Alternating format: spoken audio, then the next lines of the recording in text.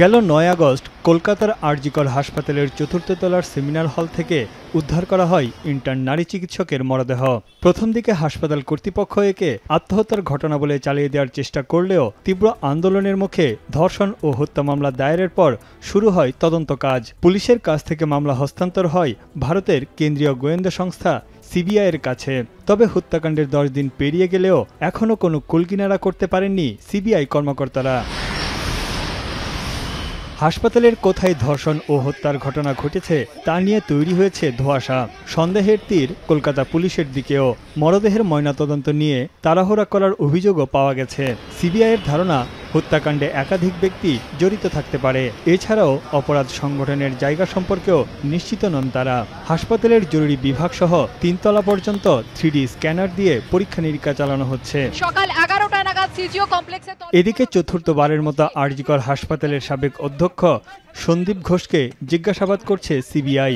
তদন্ত কর্মকর্তাদের বক্তব্য, ঘটনার দিন সন্দীপের ফোনের কল রেকর্ড, নাম ও নাম্বার মুছে ফেলা হয়েছে। তার মোবাইল ফোন ও কম্পিউটার ফরেনসিক পরীক্ষা করা হচ্ছে। ভিকটিম কোনো চক্রান্তের শিকার হয়েছিলেন কিনা তাও খতিয়ে দেখছে সিবিআই। তবে এবার কর্মবিরতির পথে না হেঁটে কেন্দ্রীয় স্বাস্থ্য মন্ত্রণালয়ের সামনের রাস্তায় সেবা দেওয়ার সিদ্ধান্ত নিয়েছেন দিল্লির অল ইন্ডিয়া মেডিকেলের চিকিৎসকেরা।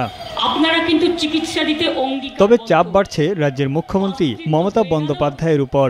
ন্যায় বিচারের জন্য মমতার উপর আর ভরসা রাখতে পারছেন না বলে জানিয়েছে নিহতের পরিবার। তাদের অভিযোগ, রাজ্যের স্বাস্থ্যমন্ত্রীর দায়িত্বে থাকার পরও তিনি যথাযথ উদ্যোগ নেননি। সাধারণ মানুষ তাদের হয়ে লড়াই করছে। ऊपर मैंने तो पहले पूरा भरोसा रखा था, लेकिन जब देखा गलत काम हो रहा है, ठीक से आगे नहीं बढ़ रहा है, जनरल पब्लिक जो बोलता है विचार चाहिए उसको बंद करने का कोशिश कर रही। হাসপাতালে ভাঙচুর ও আন্দোলনকারীদের উপর হামলার ঘটনায় এখন পর্যন্ত গ্রেপ্তার করা হয়েছে 37 জনকে। সামাজিক যোগাযোগ মাধ্যমে মিথ্যা ও বিভ্রান্তিমূলক তথ্য ছড়ানোর অভিযোগে আরও 2 চিকিৎসককে নোটিশ দিয়েছে কলকাতা পুলিশ। তানভীর জনি, এখন বিশ্ব। শিয়া বাটার ও ভিটামিন ই সমৃদ্ধ lily glam beauty soap. Lily, always beautiful.